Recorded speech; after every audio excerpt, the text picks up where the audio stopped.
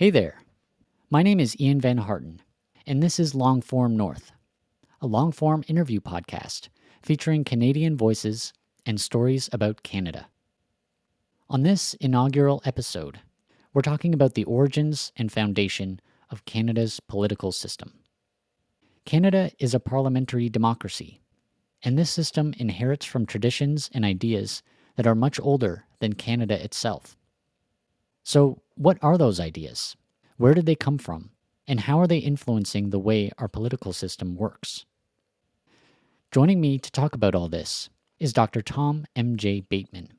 He is a professor of political science at St. Thomas University, and he is one of the co-authors of a book called The Canadian Regime, An Introduction to Canada's Parliamentary Democracy. Okay, let's get to it.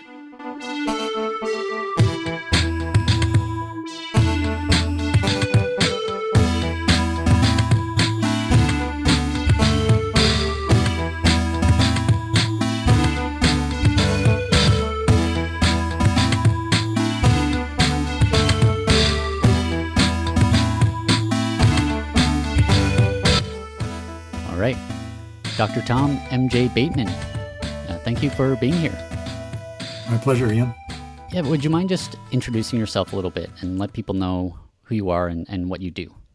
Sure. I am professor of political science here at St. Thomas University in Fredericton, New Brunswick. I've been at STU since 2003, and before then, I taught political science at a small place called Augustana University College in Camrose, Alberta. Got a PhD from the U of A and a couple of degrees in political science from the University of Calgary. And I have a wife and 3 kids and 2 grandkids. Great. And so you're also a co-author on this book, The Canadian Regime. Can you talk a little bit about, so that will be kind of the source material and inspiration for what we're talking about here. So can you talk a little bit about what this book is about and how did it come about and why did you and your co-authors want to write it? Yeah, there is a sense in which you're talking to the wrong guy, because the book was conceived long before I knew about it.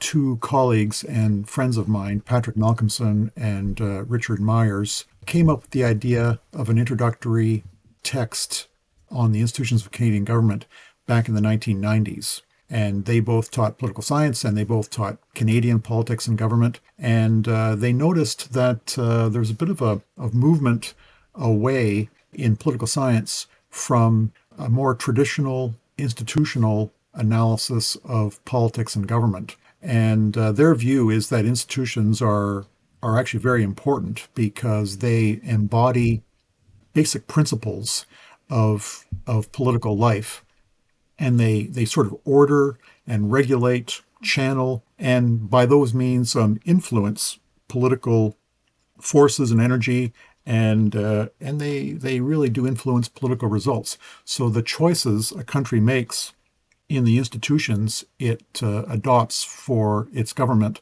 are really important. And yet a lot of political science, 60s, 70s, and 80s, was more sort of behavioral in character, looking at people's attitudes and values and opinions, and also looking at forces like the distribution of wealth and so forth. And a lot of people said, that's how you really understand a place, like who's got the money and who doesn't have the money. And those things are important, but they are part of a larger sort of constitutional and institutional matrix within which all kinds of debates and conflicts are managed and sorted out. And so Malcolmson and Myers said, we need to return to a more basic and traditional account of politics and government for this country so that Canadians really understand the rules of the game. And so they produced the book, I think, in the late 1990s, and it's been very popular. It's been a real winner. The University of Toronto Press eventually took it over, and it's been through many editions. Actually, now I'm part of a group working on the 8th edition of the book, and it's one of University of Toronto Press's most popular undergraduate texts. So that's good.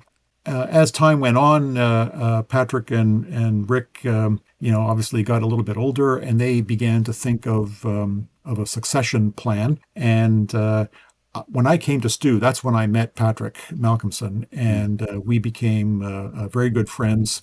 And we would always exchange drafts of papers that we were doing for other purposes, and we talk a lot, and so on and so forth. I've learned an awful lot from him about teaching and about the discipline of political science. So I was eventually asked if I want to join as a co-author, and another colleague of ours, Gerald Beyer from University of British Columbia, also came part of the team. And the idea was like a long-term sort of transition of the authorship of the book. And so now, for the most recent edition, Patrick is now retired, and he's sort of backed out. He's now the elder statesman in the book, and I have coordinated the preparation of the most recent edition. But Jerry Beyer is still on, Rick Myers is still on, and then a former student of mine, Dave Snow, who's at the University of Guelph in Ontario, is now also brought on as a fourth co-author for the most recent edition. So it's been a great learning experience,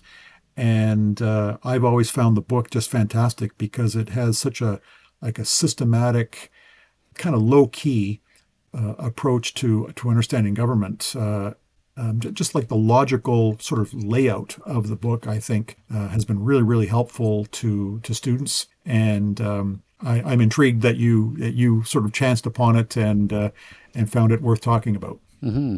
And I guess in terms of, so you're doing this new, the eighth edition, right? And I guess you Mhm. always wait until an election happens to kind of follow up and recap a little bit of what happens there too, right? That's kind of how the editions are Yeah, put out.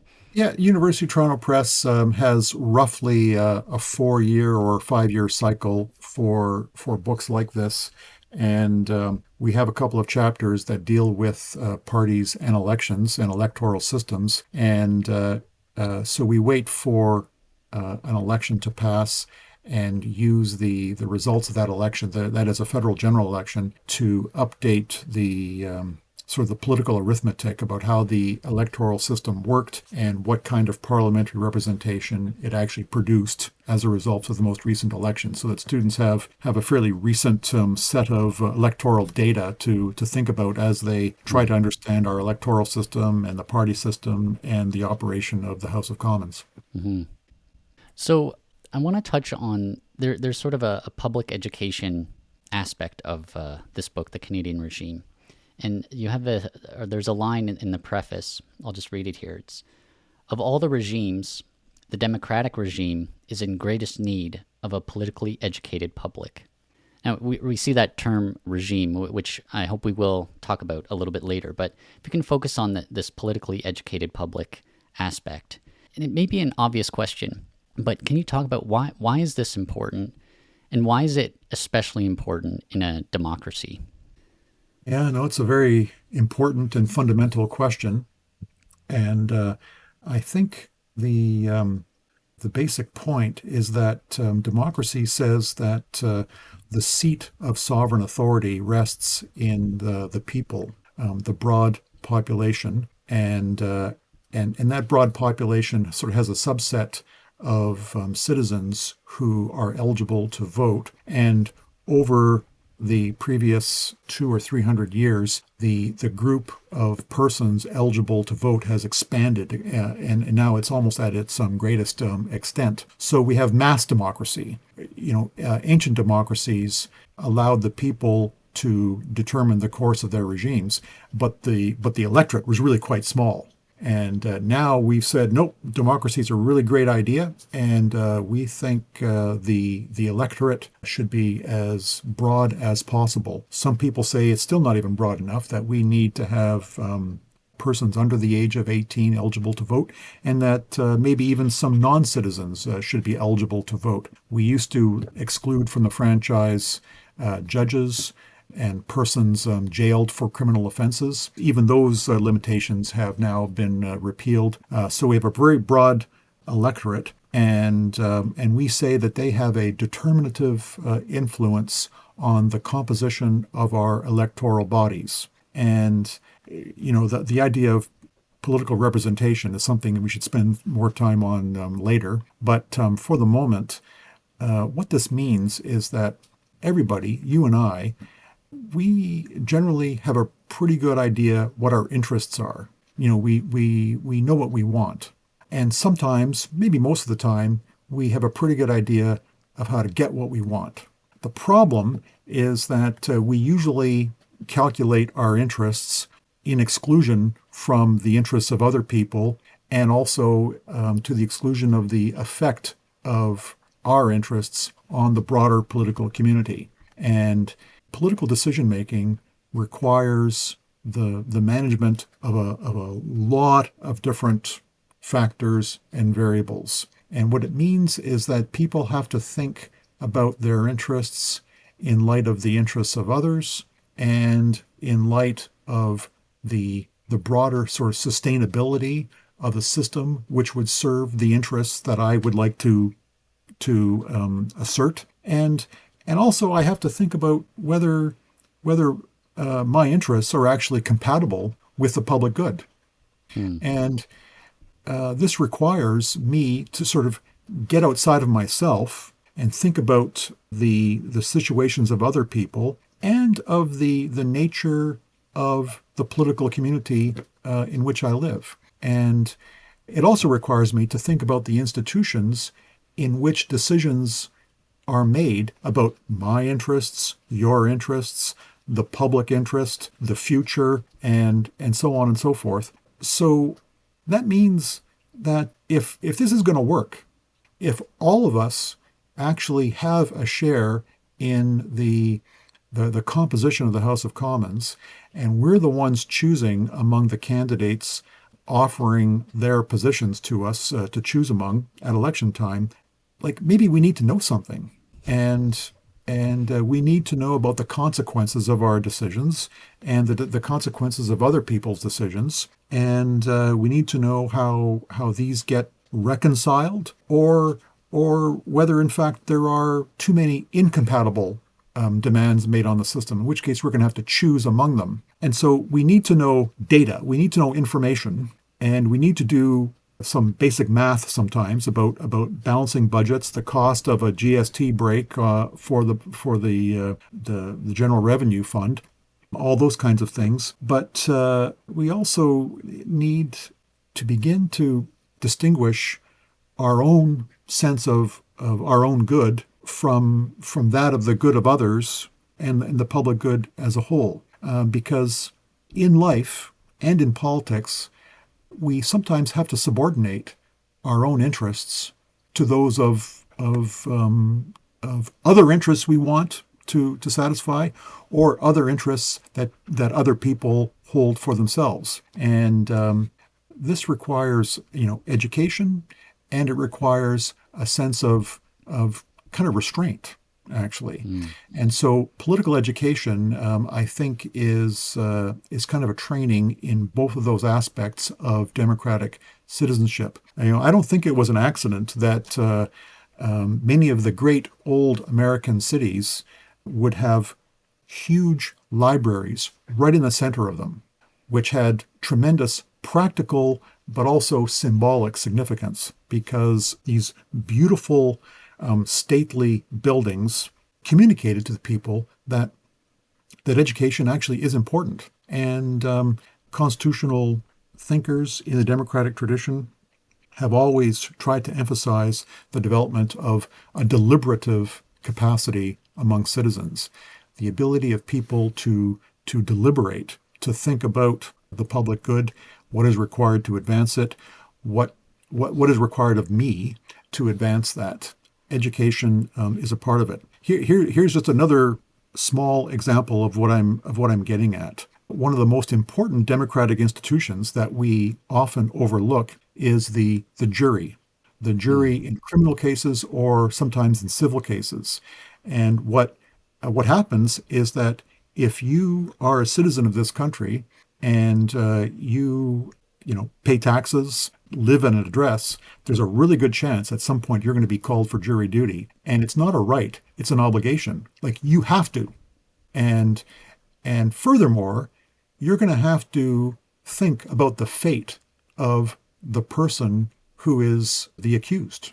And this is going to require concentration, acuity, and the setting aside of one's own prejudices to look at the evidence put before the court. And this requires a degree of education as well as a degree of self-restraint. And everybody sort of gets what the jury is about: the need for impartiality, for independence, for making a decision based on the evidence put in court, not based on my prejudices or what I read in the news and so on and so forth. Well, in some ways, democratic citizenship is just that, but now magnified. Hmm. And so the quality of a democracy does depend in great measure on the quality of the citizens who comprise it. Hmm. Well, so in your view, what is the quality of our Canadian society in terms of how politically educated we are and how restrained and aware we are of all these things? I'd say we're better off than many. Rates of literacy in Canada are very, very high indeed, and we have, in principle, a very good comprehensive system of public education. I would say that education in the history of the country and in the institutions of the country, in the K to 12 stage of education, may have slipped somewhat. And teachers, I think, have all kinds of demands made upon them to do this and to do that and so forth. They have only so many hours in a day to work with, and for reasons that are not entirely clear to me, the study of history and political institutions has slipped a little bit to make room for other priorities. And so when I have students in my classes, first and second year, yeah, they actually don't know very much about their country. And many students are new to the country, and so they can be forgiven for not knowing a great deal about the country in which they are studying. But for those born in the country, this is really quite something. And for the reasons I just described on the political education front, maybe a bit concerning. Hmm. Could you talk a little bit about what would the consequences be of not having a politically educated public? Well, I would say one possibility is withdrawal, that people will simply opt out of political participation, not knowing what's going on, maybe thinking, oh, the cost I will have to incur to get up to speed here to participate intelligently is just more than I'm prepared to spend. So there's that, and political scientists, pay attention to turnout rates at election time. And in Canada, we have a voluntary franchise, so you have maybe a right and an obligation to vote, but you're not required to vote. That's different from other places like Australia. And so when voting is voluntary, you can decide not to. And historically, we had relatively high turnout rates in the upper 70% range at the federal level, and they slipped down into the low 60s sometimes. They've popped up in 2015. I think it was up to 68%, and then they sort of slipped back a little bit. So we have a good share of voters who don't consider it important to vote. So that's one possibility. The other possibility is that people who sort of lack kind of an intellectual preparation for electoral participation may be subject to the appeal of the demagogue, Mm. to the slick pitchman who uses well tried propaganda techniques to whip up support and allow people to be, intellectually more lazy, really. And some of these people will hit some very common sort of rhetorical notes that strike a chord with sections of the electorate, and they can sort of build an electoral coalition, whip up support, and win an election. And those who voted will maybe have some satisfaction in thinking that okay, this is like a great guy that we just elected. He told us he's going to solve all of our problems. That fixing this and fixing that is just like flipping a switch on the wall. So great, now I don't have to worry about anything anymore because the big guy's in charge now. So I can just go back to my other life. So that's also a problem that an uneducated citizenry can be vulnerable to the appeals of the demagogue. And Mm. historically, democracies were always criticized for their vulnerability to the demagogue. And the demagogue is not that far away from the tyrant. Hmm. And so that's a vulnerability for sure. And we are seeing some of that, of course, in our contemporary politics. Maybe not as much in Canada, but we're seeing it in the United States and some other countries too. Hmm. Yeah, so there's a lot on the line here, I guess. But yeah, let's try to move the needle on this stuff a little bit if we can. So we mentioned this term, the regime, in that quote a little bit earlier, and it's also part of the title, the Canadian regime. And I guess this is a pretty important idea in the book. So can you talk about what is a regime? Yes, it's good. It's a good question, and we don't use the word very much anymore in contemporary political science, and that's a bit of a shame. In fact, we co-authors in recent editions have revisited this idea because we use the word regime in the title, but we really don't discuss the idea at length in the book itself, and we hope this is going to be corrected for the edition that's soon to come out in Mm. 2025. But the idea of the regime goes back to ancient Greek political thought, and it means the principles of, like, what are the fundamental principles of the political order.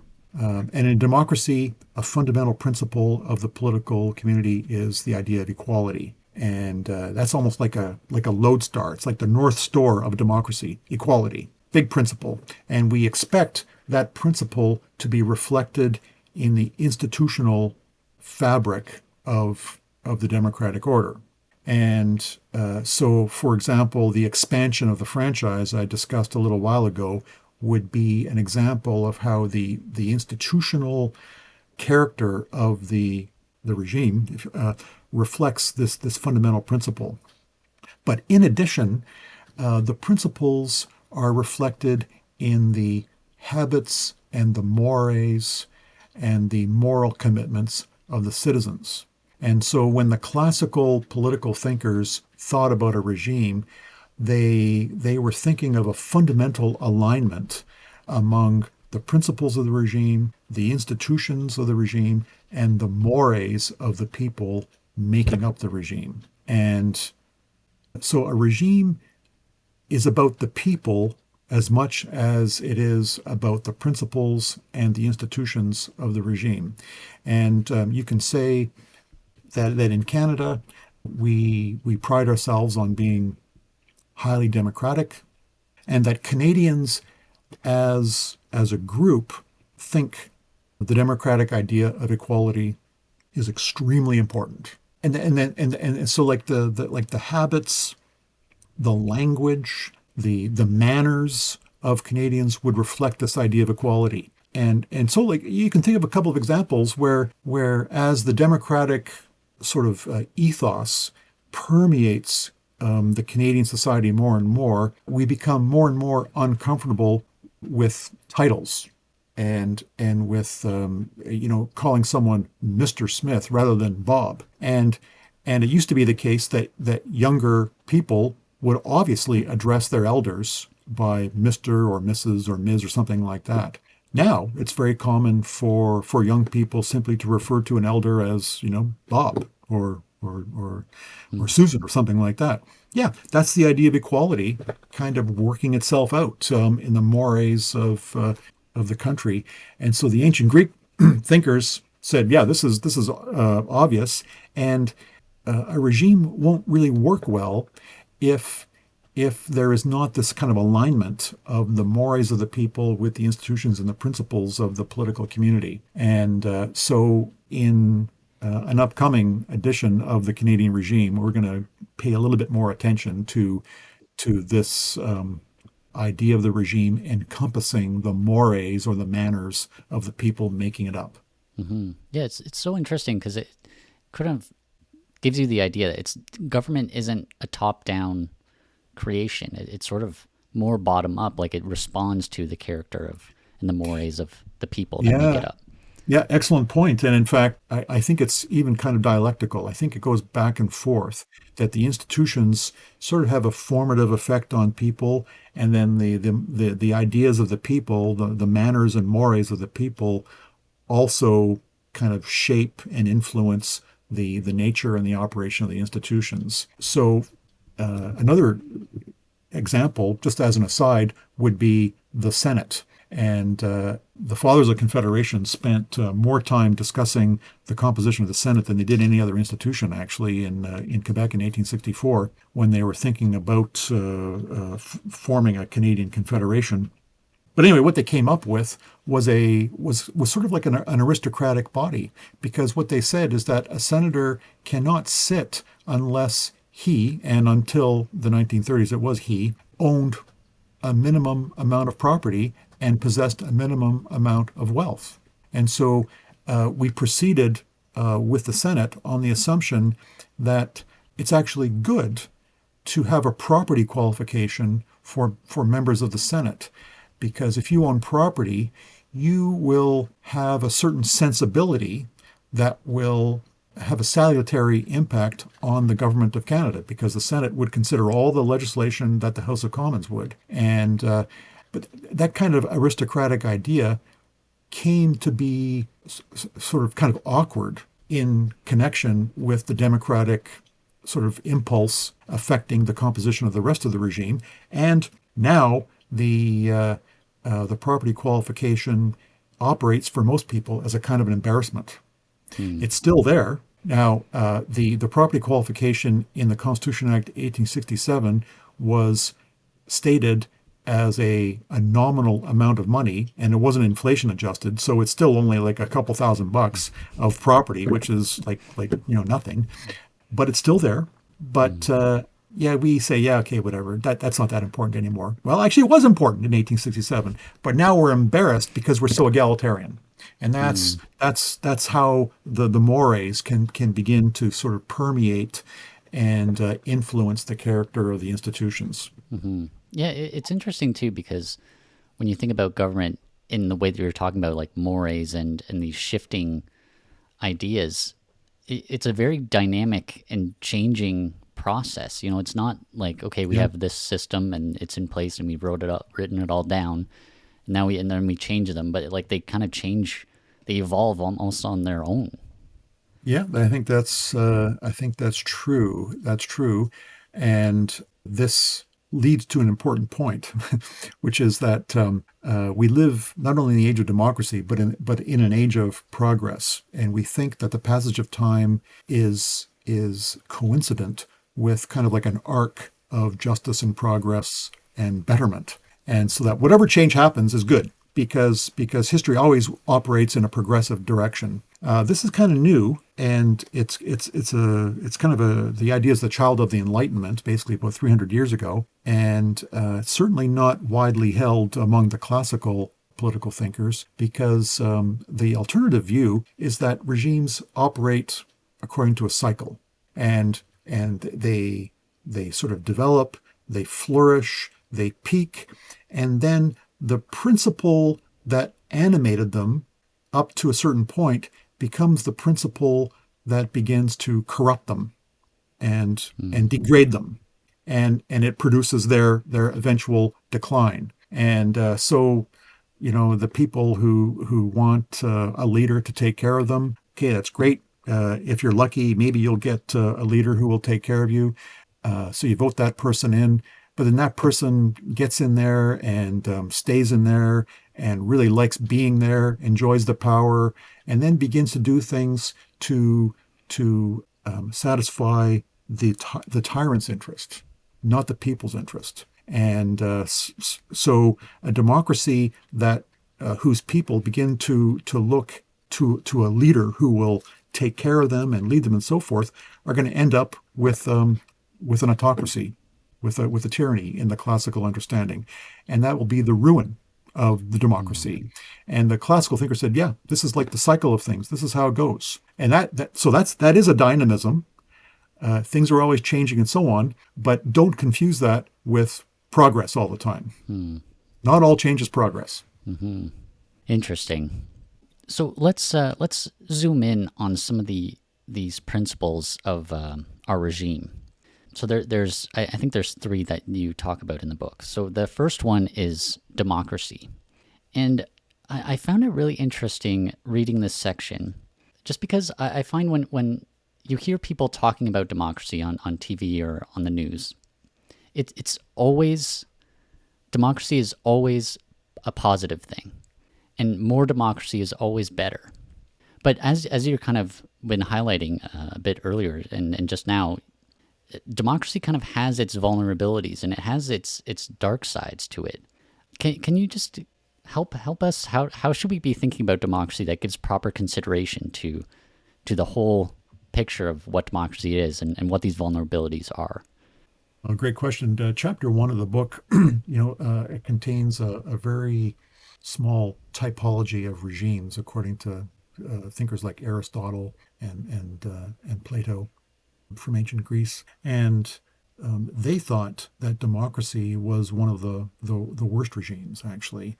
And if you could find one virtuous person, like give them the power, like there, we're done. We have the person who understands, who embraces the public good, who is capable of personal restraint, who can subordinate his or her interests to those of the good of the whole political community. And this person has wisdom and prudence and caution.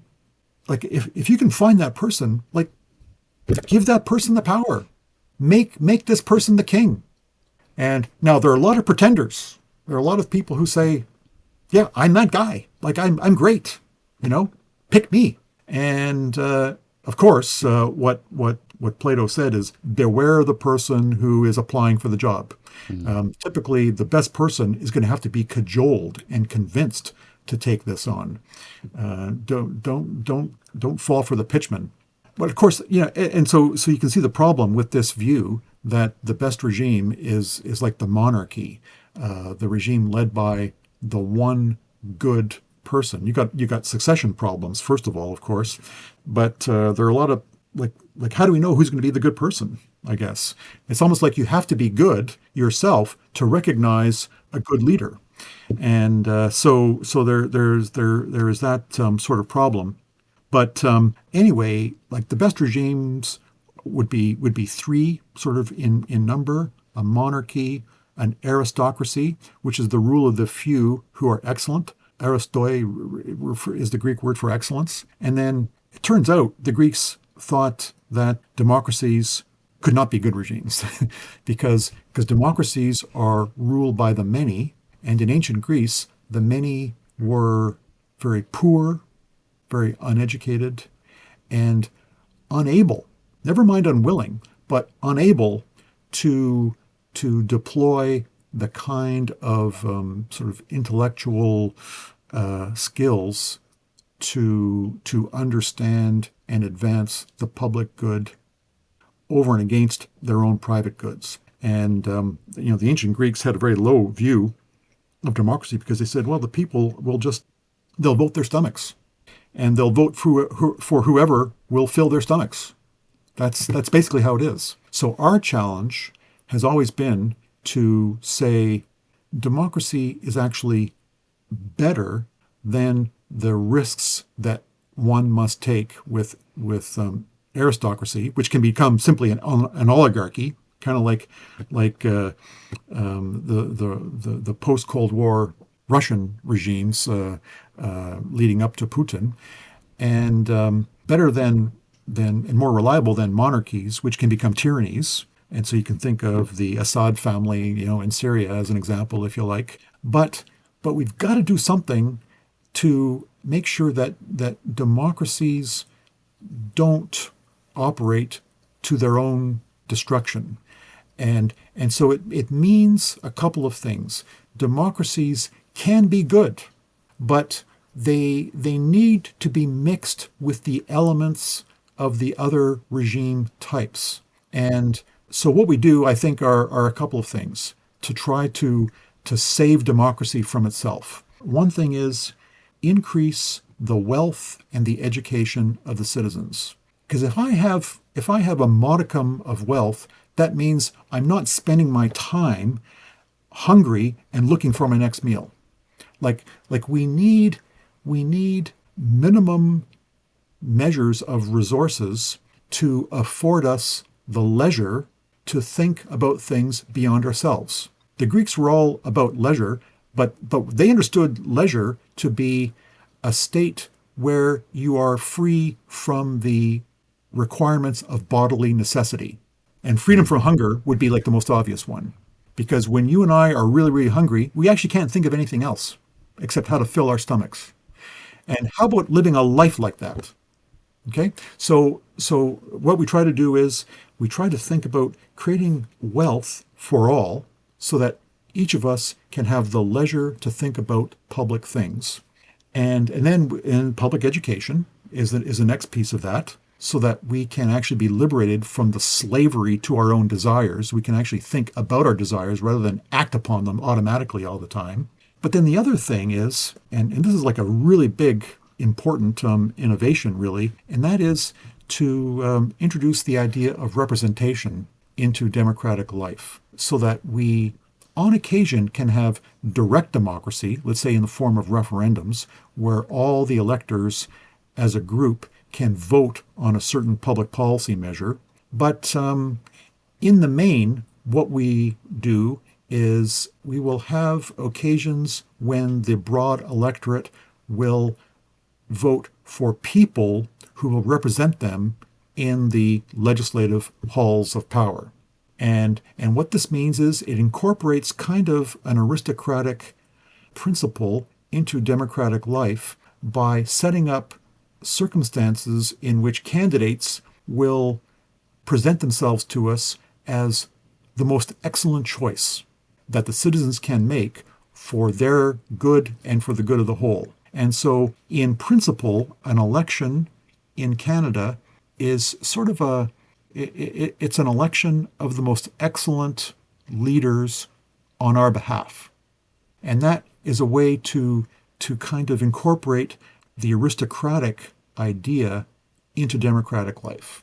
And so the solution here then is to mix some of the best elements of the other regime types, rule of the one, rule of the few, into the rule of the many, to prevent democracy from its inevitable slide into dissolution or tyranny.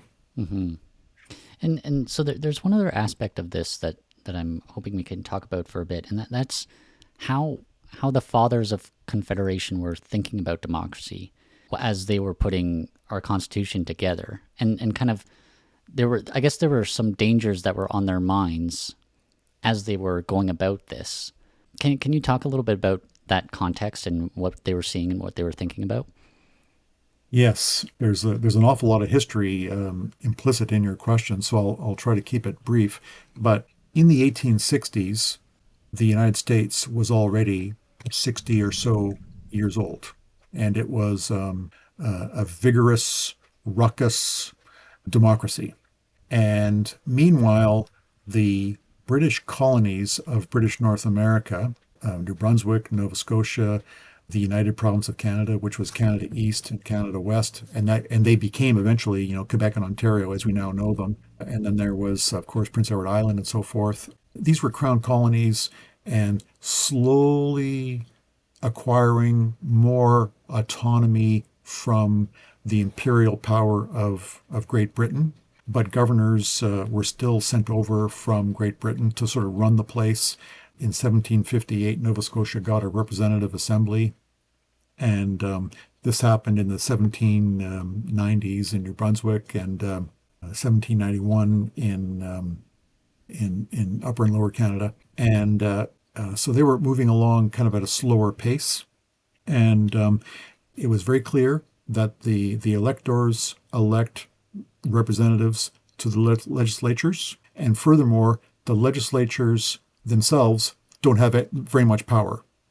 They can recommend things to the governor and to a governor's appointed council in the colonies, the British Crown colonies. But the elected chambers actually don't have real power over the purse or other aspects of public policy. But there was a movement to change that, and the democratic idea was infectious, and in fact, many people felt that it was inevitable, that the course of history is toward more democracy, not less of it. And so the question for the Fall of the Confederation is sort of how to manage this without letting democracy kind of repeat its historical course, which means that they fall into dissolution and autocracies and so forth. And then so there's that. And then the other piece was that people like MacDonald and Cartier were close observers of developments in the United States, and there is no modern democracy more democratic and egalitarian than the United States at that time. But look at that. The United States was embroiled in civil war from between 1861 and 1865, right around the time the Canadians were thinking about fashioning a confederation. And among the diagnoses of the American problem was the conviction among MacDonald and Company that the American democracy is actually too democratic, that it's too unrestrained, that it's too popular, that it's out of control, and that we need to look at the United States as a cautionary tale. And democracy, good, but not that kind of democracy.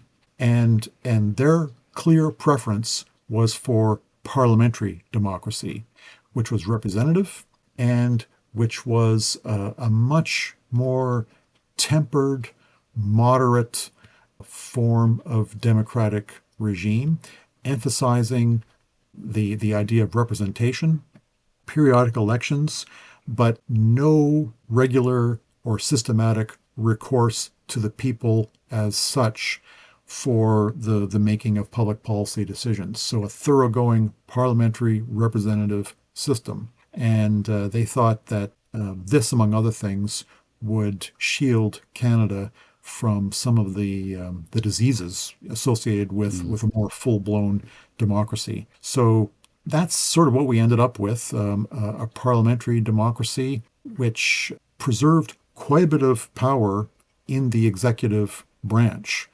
And the executive branch at that time really did mean the governor general of the country, lieutenant governor of the province, sort of in close discussion with the first minister, the prime minister at the federal level, or the premiers at the provincial levels, and that the legislative assembly would have power, but in a kind of a measured, moderate way that would avoid some of the craziness of the United States. And I guess one small example of the differences would be in the States, they directly vote for the president, right? And in Canada, I mean, it's interesting because this is kind of evolving and people don't really think about it this way.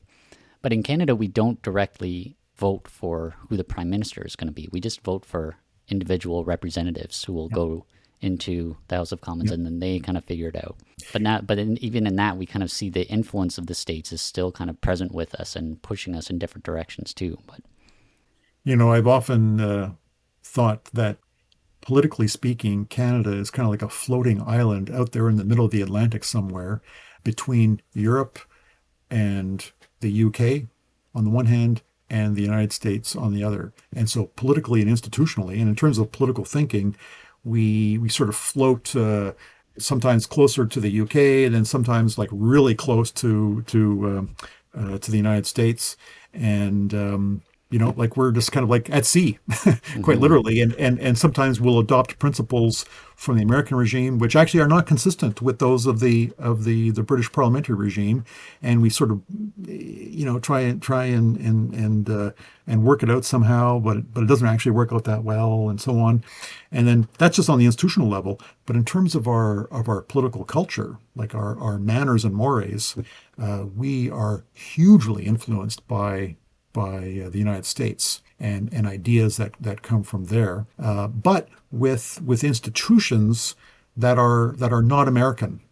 at all. And so part of the dynamic character of Canadian politics is the operation of the ideas and the cultural mores and so forth from one place, interacting with the institutional fabric coming from another place, and kind of making it work somehow. So yeah, that is our destiny, really. It's Hmm. our fate. It's a geographical fate, but that geographical fate influences the character of the regime that we're trying to work out.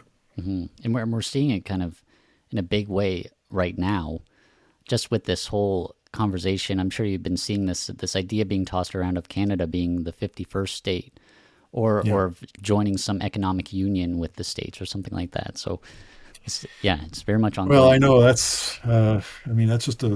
I think it's mainly a taunt by Donald Trump just to make us kind of upset or something.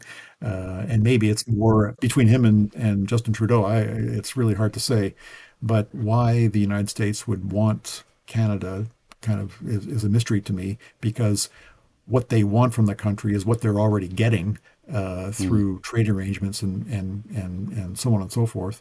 So anyway, I think it's just kind of weird, but but that is a distraction from a fundamental influence that the United States has had and continues Mm. to have on Canadians. We read American literature, we watch American stuff, we listen to American music, we follow American politics, we vacation in the United States, we have relatives in the United States. Many of us move to the United States part-time or full-time. The president of the CBC has an apartment in New York, for heaven's sakes. Like what else do you need to know? But by the way, on the election of our chief executives, Hmm. in principle, the Americans do not directly vote for their president, but in fact, in practical reality, they do. And that's because the American system evolved from an indirect election of the president, because it was supposed to be that the electors vote for members of the electoral college, and then the electoral college members meet and themselves vote for the president. And the intention in 1787 was for the Electoral College to be a group of independent minded people who will decide themselves who the president will be, Mm. not bound to the electors who elected them. But over time, the democratic idea really did sort of dominate, I think, the operation of the Electoral College. And then now Electoral College members would be committed to this or that candidate, and then Mm. they would be elected by the voters on that basis. And that's how sort of direct election of the president has come to be. But you are absolutely correct. The Canadian Prime Minister is not elected by the people. The Canadian Prime Minister is actually appointed by the Governor General, and the person selected to be the Prime Minister is just an MP, like every other MP who had to win a seat in one of 338 ridings somewhere in the country. Absolutely correct. Mm. Well, yeah. So there's more we could say about democracy, I'm sure, but let's move on to the the other, or the second principle of the regime, which is equality. So Yeah. with equal, and so you've kind of touched on this a little bit already, but so we have political equality that's protected, but this is different from economic equality. So can you talk a little bit about, I don't know, the tension between those two, maybe, or just kind of how we think about equality in Canada? Yeah, it's a great problem. And what I said earlier was that participation in the political life of the country requires a modicum of leisure.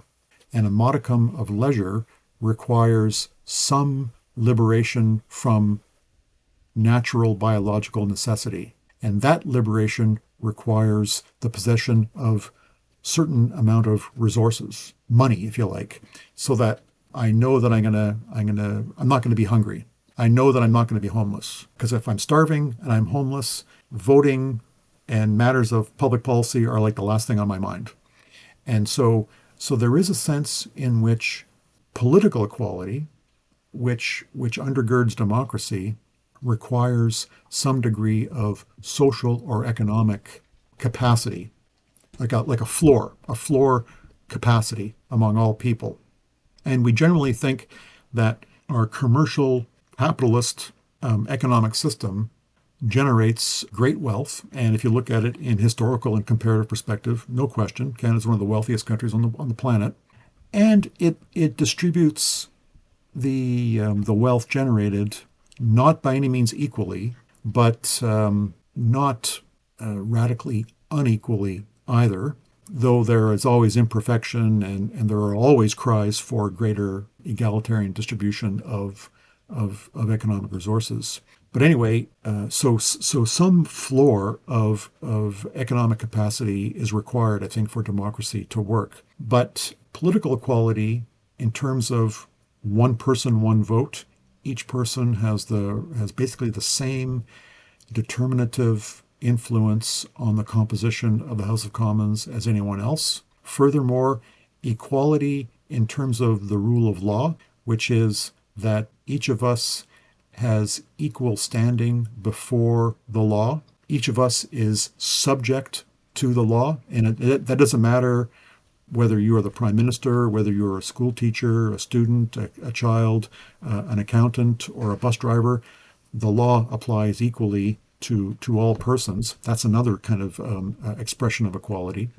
And that's sort of what is institutionally very important for the Canadian regime. That understanding of equality. No one is above the law, and that the franchise is broad and equally distributed. And then on the social equality, yeah, that's a little bit different because we want the floor of economic capacity, but to enforce social equality, which I assume would mean an equalization of income per year, that would require, first of all, a group of economic and social engineers to fashion and enforce and maintain that rigorous equality, which means the enforcers sort of have a directive role above the rest of us. And so, in that sense, the ideal of equality is kind of self-defeating. But of course, probably the other thing that would happen is that the more rigid the equality, the economic equality we enforced, the poorer we would all be. And and I think the history of the 20th century battle of the economic systems, egalitarian communism versus inegalitarian capitalism, suggests that the most rigorous equality also coextends with equal poverty. But even in the communist egalitarian states, the party elite, they did okay. They always did okay. But everybody else not so much. And then the other thing, of course, is that if we did enforce rigid socioeconomic equality in Canada, then the people with the wealth and the wealth generating capacity and so on and so forth would simply leave. They would simply leave. And which means that to prevent them from leaving, we would have to curtail their liberty. And this is the other shoe to drop, that the Canadian regime favors liberty as well as equality. The problem is the more equality you want, the less liberty you are likely to have. And so it's a difficult, awkward, but necessary balance of competing principles that we have to achieve, enforcing the idea of equality as well as safeguarding the principle of liberty. Yeah, it's so interesting to see how I think most people just think about equality and democracy and liberty as just these purely, like I was saying before, just purely positive ideals that we should be striving for. We're not always aware of how, they have these other vulnerabilities to them, and also that they're in tension with each other often. So, I know that, and here is maybe a moment for me just to offer a criticism of contemporary political debate. a lot of political debate is actually religious in character. It's actually not political in character. It's highly ideological, it's deeply emotional, and it's not in the form of a discussion in which evidence and argument are welcome. Instead, it's shrill, and if you don't agree with me, it's because you are a bad person. You are evil, and there's way too much of this going around, and it's going to destroy us if we let it get out of hand. And so the problem is that when we have to think about these necessary and difficult conflicts between principles, equality, liberty, among them, but there are many. Like it's important to be kind of reasonable and thoughtful about these things, and that's what the deliberative ideal of democratic citizenship is all about. The ability to turn down the volume and the emotion and think about argument and evidence. But it turns out that's a challenge many people are unwilling to meet, and so we get very very shrill insistences on equality. Yes, this is it. This is it, and we're just not interested in listening to the problems or the alternatives. Yeah, great point. Let's talk about liberty. What is liberty in as it relates to the Canadian regime? Yeah, the fathers of Confederation were Victorians, and 19th century Britain was, in many ways, the age of liberalism, and liber is Latin for free, and among the greatest exponents of the idea of liberty was John Stuart Mill, a political thinker as well as an MP for a time, and it's kind of a disparaging kind of title, but in a way he was like the public intellectual of his day, and a very prolific and persuasive writer, and he wrote an essay, I think it was 1859, called On Liberty, and it should be required reading for every undergraduate. And I do my part on that front. I usually sort of shoehorn it into one or another course that I teach, and this is one of the most trenchant and influential arguments for maximal individual liberty consistent with civil society. And his argument was a very utilitarian, progressive argument, which is that individual liberty is the key to social progress, and that only if my exercise of liberty of thought, of speech, and action, or experiment in living, only if one of those expressions of liberty harms another person shall the exercise of that liberty be limited. Otherwise, we should have as many experiments in thinking, as many modes of thought, as many theories, however eccentric, disturbing, disconcerting, novel they may be. Because from that full panoply of the exercise of individual liberty will we discover what is the best for humans. And that is how we get progress, according to Mill. And so for him, liberty is almost an unmitigated good, whereas for some of the other more conservative critics of the day, too much liberty really is a bad thing, because people are more prone to use liberty for ill rather than for good. So that was like the big debate of the 19th century, and the Canadians have pretty much, I think, adopted the idea of Mill here on the importance of individual liberty, and it took us quite a long time to entrench a Charter of Rights and Freedoms. That was in 1982, but even before then, our legal tradition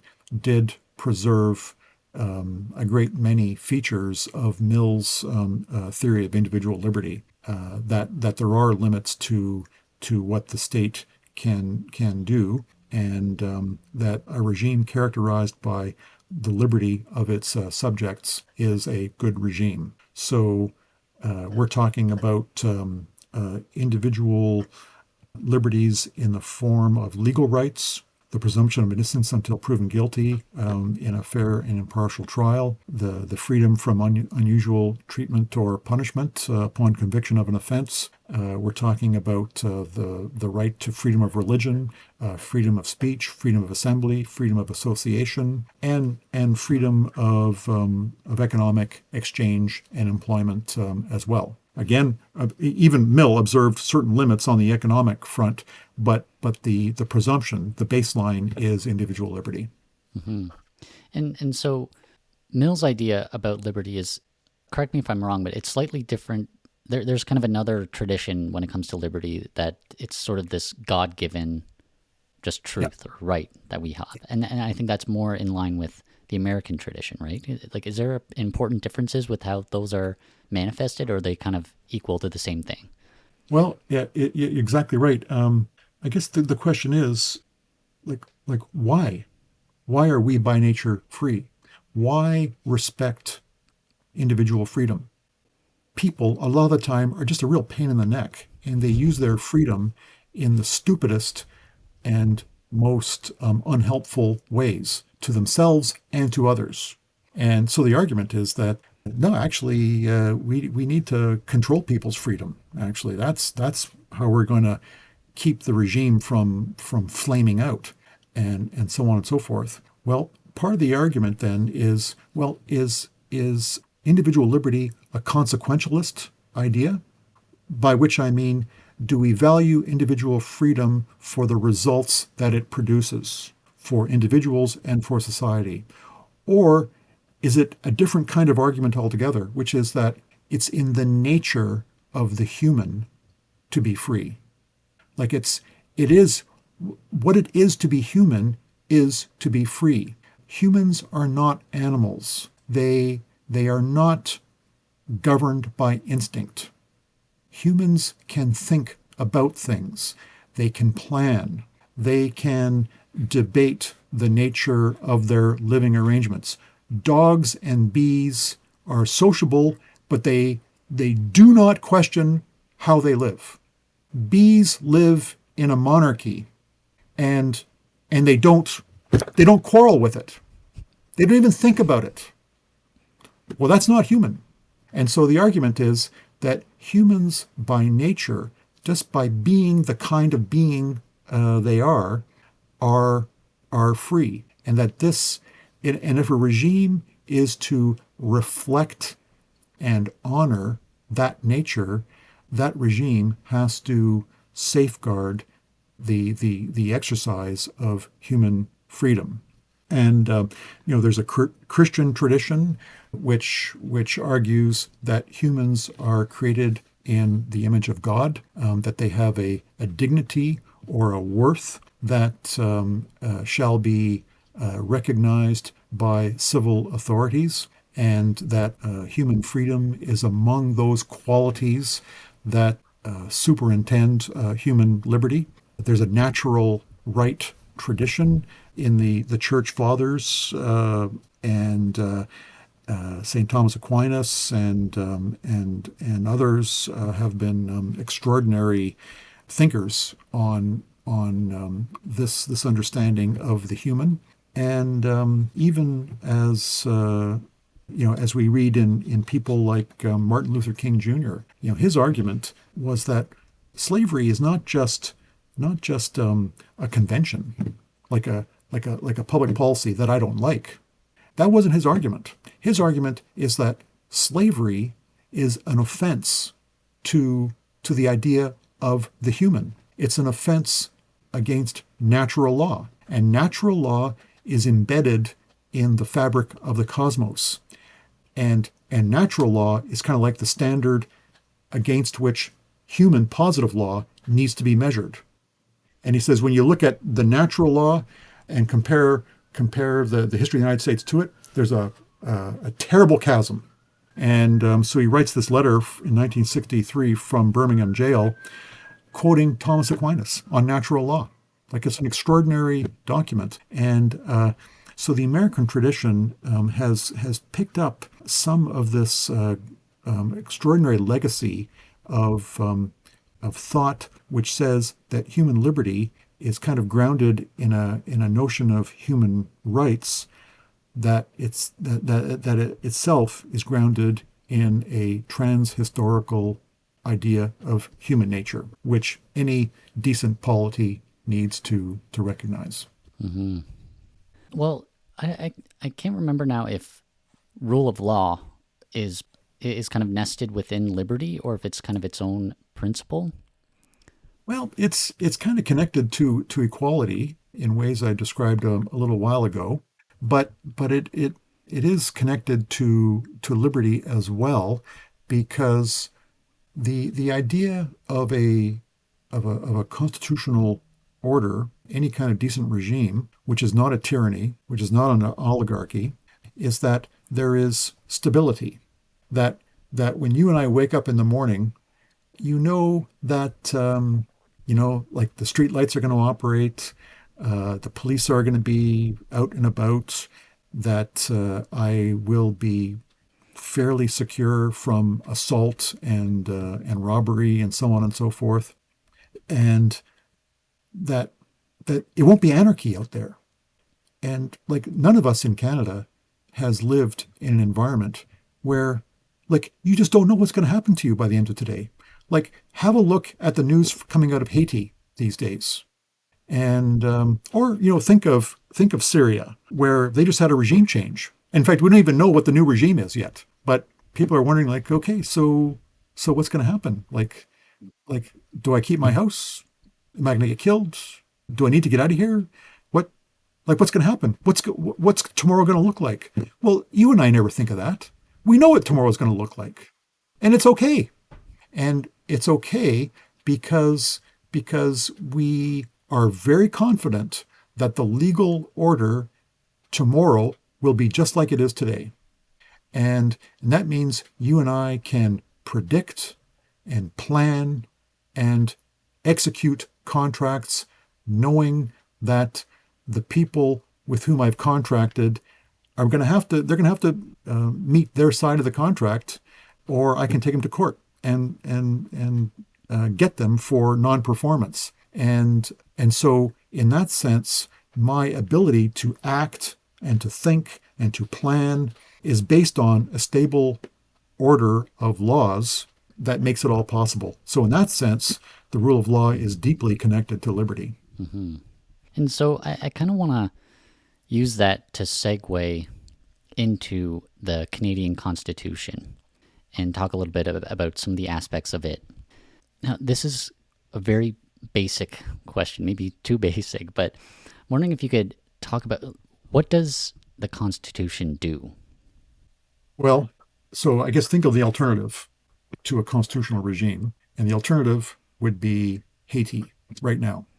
There is no law in Haiti. There is really no government. It's kind of like the law of the jungle.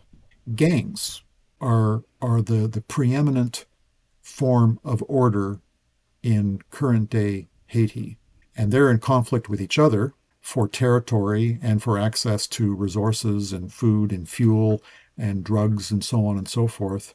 But to the extent that a gang has any kind of solidity, then it is enforcing a type of order on a territory it controls. But that's not much order.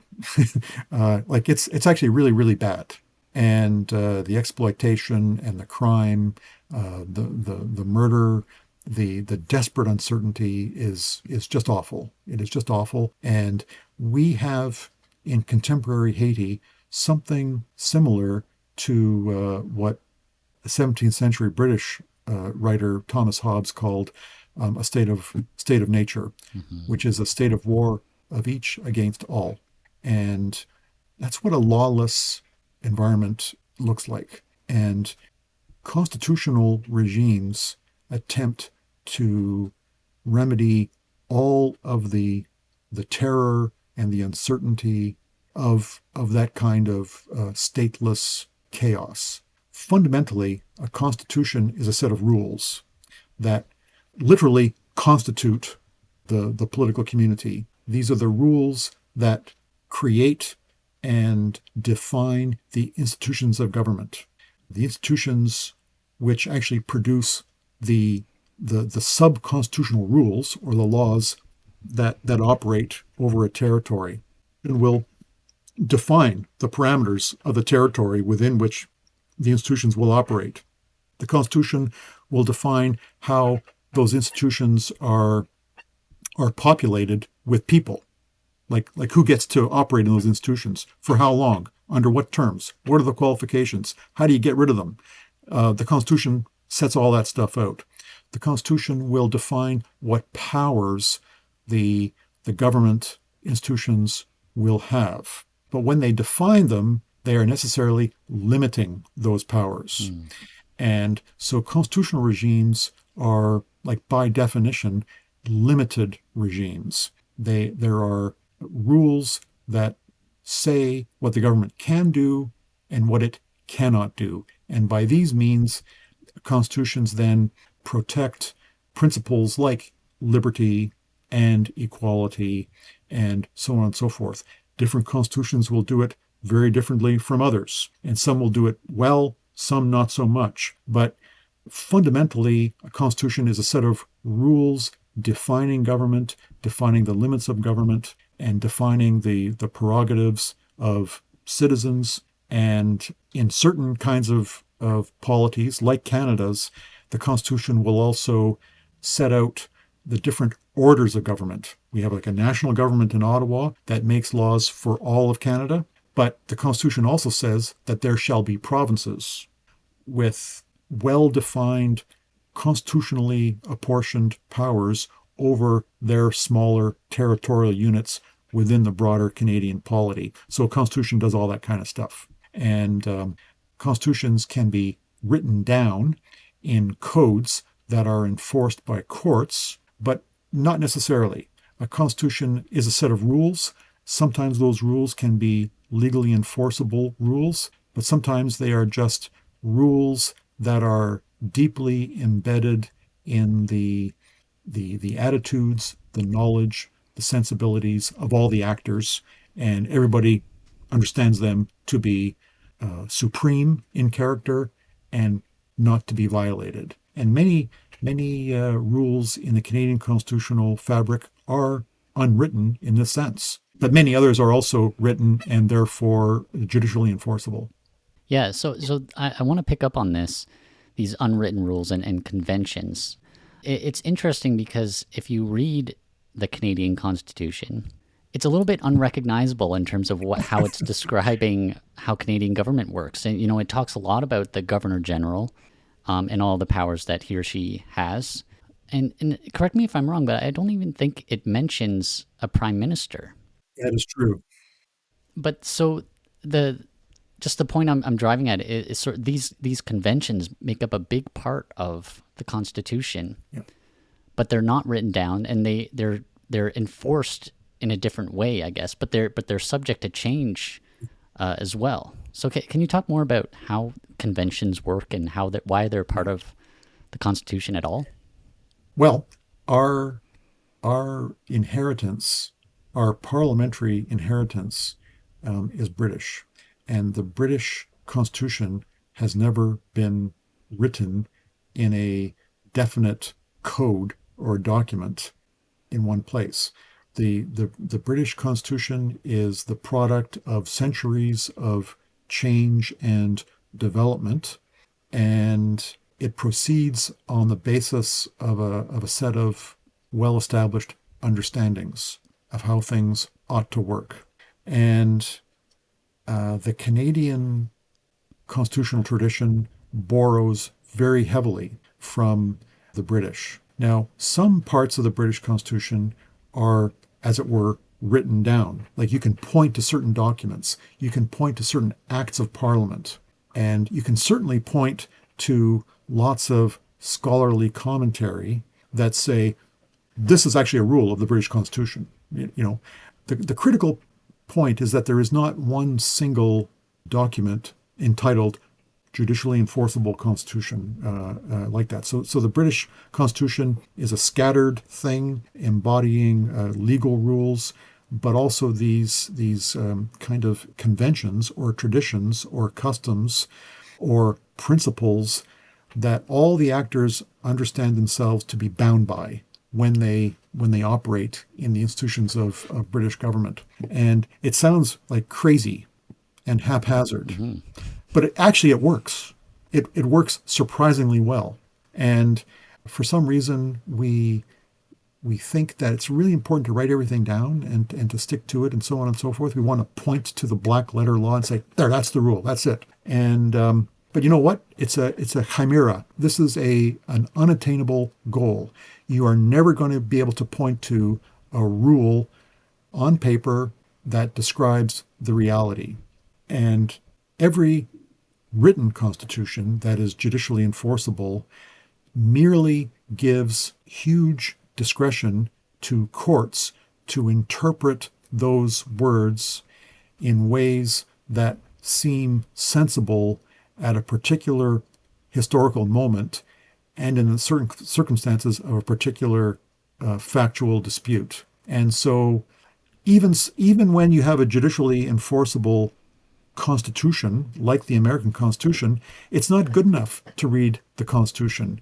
You have to look at two things, basically: what the courts have said about the meaning of the provisions of the Constitution, and also you have to look at how political actors have come to act on the basis of the Constitution, whether their action is strictly in accord with the Constitution or not. Now, in the Canadian case, you are absolutely correct.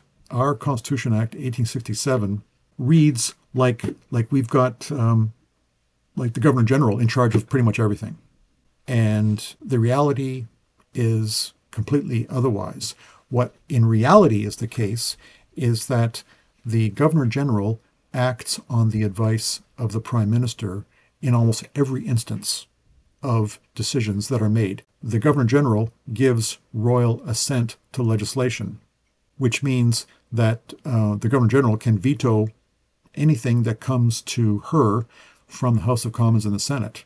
The fact is, the Governor General will not refuse to assent legislation put to her for her signature. The Governor General appoints judges to Section 96 and Section 101 courts in Canada: Supreme Court of Canada, Federal Court, Tax Court, and the Provincial Superior Courts. It's the Governor General who makes the appointment.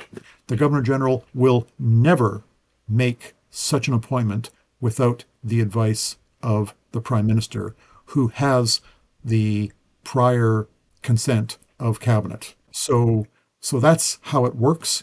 It works surprisingly well because everybody understands the rule and considers themselves bound by it.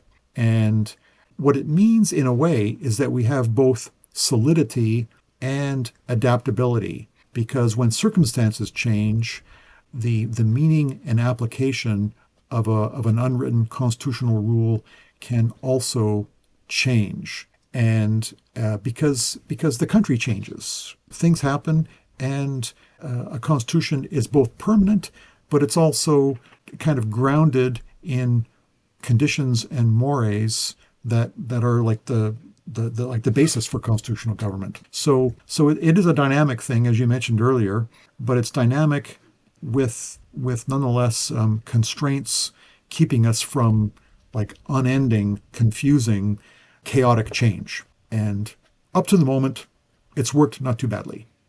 Hmm. And it's interesting how these conventions are enforced, because it's not written anywhere that the Governor General has to give their assent to a law. But if for some reason they refused it, it would be a huge scandal. Yeah. So that's kind of how it's, or partly how it's enforced a little bit.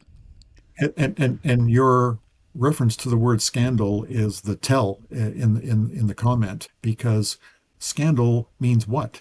That public opinion would would be inflamed Hmm. at at the conduct of a political actor that worked outside of his or her constitutionally defined orbit. And I think this is what's interesting. An unwritten constitutional rule is, by definition, one that is not enforced by courts, but it is enforced by public opinion, which in some ways is more powerful Hmm. than a court decree. And so politicians, may find it in their interest to deviate from a constitutional convention on this case in this circumstance. But they they better be careful because other politicians will have opinions that'll be amplified by the media. The media will be read by public opinion, and public opinion can swing against that political actor very, very quickly if the public perceive that like a settled rule is being monkeyed with Hmm. by a political actor. Maybe we'll have an occasion later in this series of podcasts to talk about the rule of prorogation of Parliament. But we had a couple of really interesting situations where a prime minister sought to prorogue Parliament for reasons that were not really supported by the constitutional conventions of responsible government, and it was a very interesting period. This is now December 2008, where we saw the interaction of public opinion, political actors, and constitutional conventions kind of working. But we may be into it again because the prime minister may want to prorogue parliament, and we'll have to see how this works out. So I'd say constitutional conventions are ultimately enforced by public opinion, which is a profoundly democratic way for a constitution to operate when you think about it.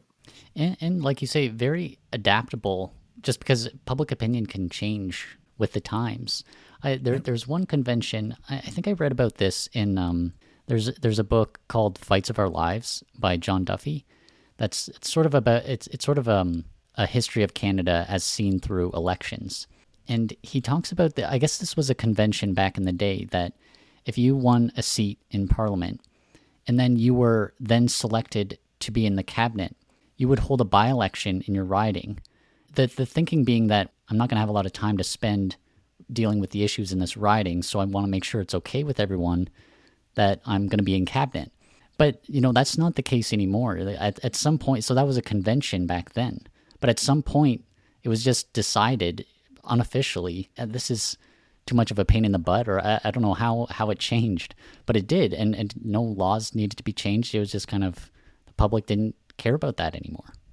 Yeah, I think that's right. And you can imagine how other conditions would change to make this alteration viable. It may be that this is back in the 1930s. I think this convention was tested and then departed from. But what has happened certainly since is that all MPs, whether they're cabinet ministers or just backbench MPs, now have much more support given them by parliamentary budgets to serve their constituents. So the MP, him or herself, has now several support staff who can deal with practical requests by constituents. A long time ago, though, it was the MP and that's it, and maybe one secretary who opened letters. And so changes in other parts of government can make certain conventions a little bit more anachronistic and subject to change. That's true. Hmm. Well, so there's one last thing maybe we can talk about to finish up here. Even though I'm sure we could keep going, but there's kind of a quirk with our Constitution. So the Constitution is kind of the highest law of the land, right? And in our case, the highest law was originally just an act of Parliament in the UK, Yep. and then so eventually it came to be something that we now it rests here and we own it and we control it. Yep. But can you talk a little bit about just how that worked and how that happened? Yeah, it's a great question, and this operates as a bit of a revelation for students when I go through it. But Britain acquired significant tracts of land from France in the Seven Years' War, ending in 1759, and so France gave up the lands of what became British North America to the British. The British established colonies and they had some already linked, of course, to the colonies along the eastern seaboard. But big tracts sort of in the interior became British, and so these were crown colonies and outposts of British imperial rule, basically. And the British had governors establish sort of the rules of a colony, facilitated some immigration to that colony from the mother country, and Parliament voted monies for the support of the colony in British North America. And but it was the governor basically running the show. But it was understood that in time, as these colonies mature, they become more settled, more people come, more wealth is generated from the local population, education and other necessary institutions are established, and so on and so forth, that the colonies would become more self-governing. And eventually the British said, okay, let's establish representative assemblies in these colonies, and then the residents can elect people to those assemblies, and those assemblies can advise the governor, and then maybe in time, more political maturity may follow, and that's kind of roughly the pattern. And in the 1800s, there was quite a bit of agitation, especially in the provinces of Upper and Lower Canada. And these led to the rebellions of the 1830 1837. And these so-called rebellions were not much. Like a few people got killed, but it wasn't anything terribly spectacular. But these fights were over basically democracy, and that certain advocates wanted more power for the elected legislatures, and accordingly less power for the British appointed governors. And so it was a democratization kind of movement, and it became violent. The violence was easily suppressed, but the concerns remained, and the British said, okay, like maybe it's time for a new step to be taken to acknowledge the increasing political maturity of the people in these British North American colonies of ours. The British sent over a guy whose name was Lord Durham, and he wrote like a really interesting report in 1838, making a number of recommendations that it would take too long to unfold here. But one of the recommendations was for responsible government, which means that the government of the colonies really should be sensitive to the will of the elected legislatures, so that the executive government will be tied more to the legislatures of each of these colonies. And that would mean less direct and practical political power exercised by the British appointed governors, and more political power, like budgetary power, legal power, exercised by people accountable to the legislatures in these colonies. And that was granted in a new British piece of legislation called the Act of Union of 1840, and that created Canada, the United Province of Canada, but with provision for responsible government, which is sort of what I just described a second ago. And it came to fruition first in 1848 in Nova Scotia, but it quickly became the norm, like the Constitutional Convention, that the government advisors appointed by the governor are actually responsible to the legislature. And then more time passed, and the idea became, well, maybe these British colonies can be more independent still, and less like colonies and more like self-governing political communities. In 1864, the governor of New Brunswick, whose name, if I recall correctly, is Leonard Tilley, convened a meeting of the representatives from Nova Scotia, Prince Edward Island, and New Brunswick to discuss maritime union. That these three small crown colonies should become one big crown colony.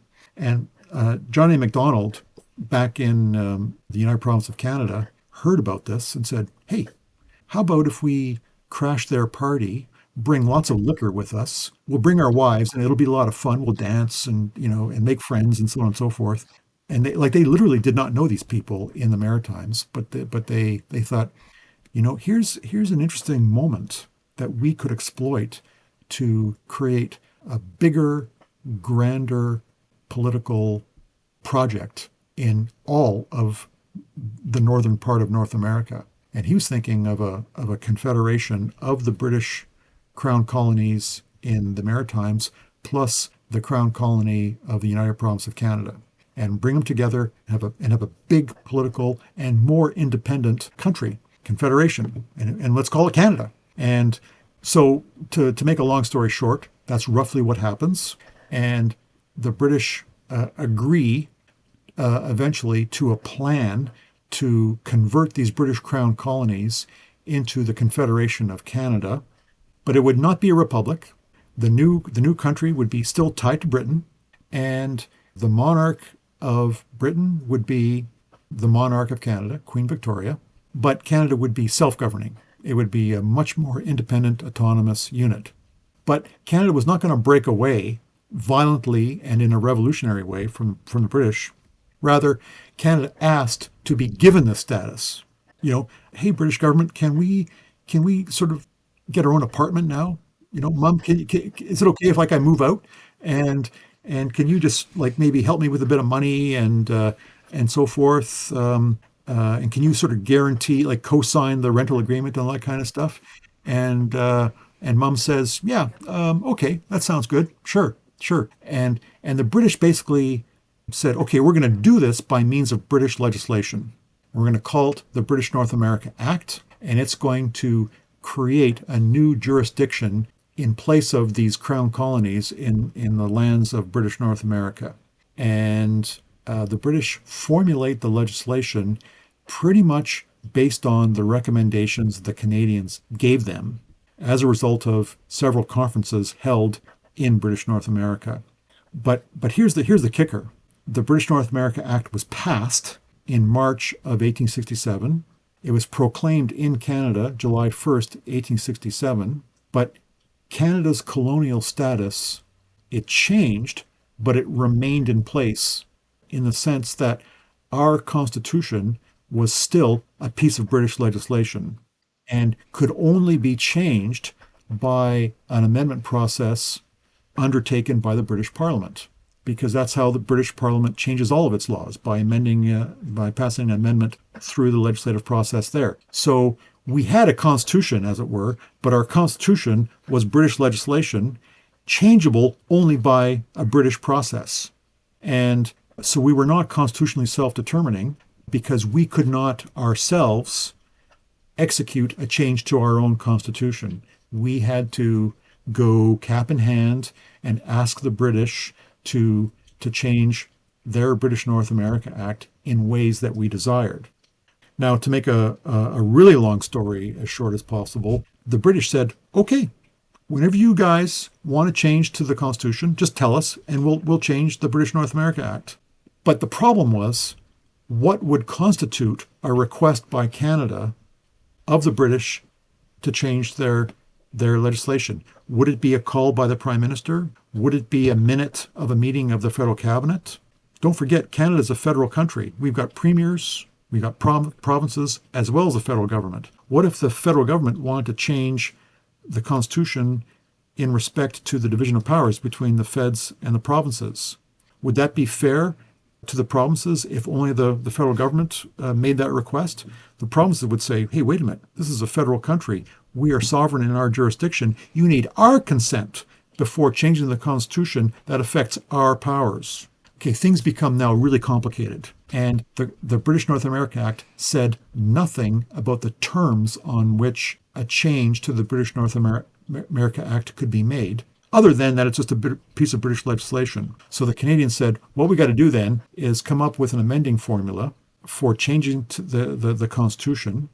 Once we agree on that, we'll give that to the British, ask them to change their Constitution, stick in an amending formula, and then relinquish control over it, give it to the Canadians. And now we've got our Constitution, and we have amending rules, which we need if we are to be the custodians of our Constitution. And we tried about 11 times between 1927 and 1982 to come to an agreement on the amending formula. Couldn't do it. Finally, it happened. It was kind of, it wasn't pretty to watch, but it sort of happened in 1982. And on that basis, the British said, okay, fantastic. We don't even want to be the caretaker of your constitution. It's your fault that it's taken you so long to do this, but great, you've done it. Then fine, we're going to relinquish it. And so we took control of our constitution in 1982 in a process called patriation.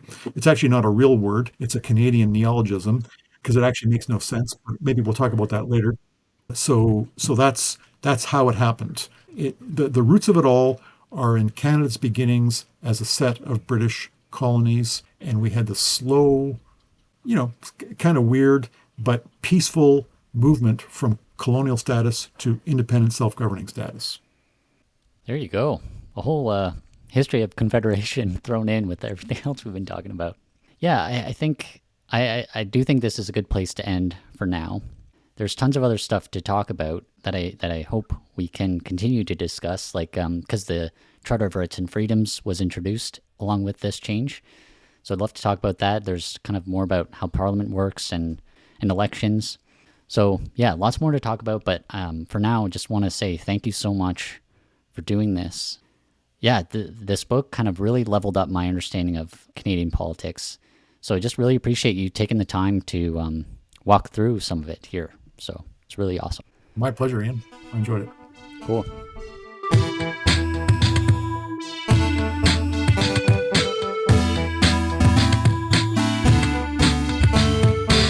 And that's it for this episode. You can go to longformnorth.com, subscribe to the Longform North newsletter, and follow this show.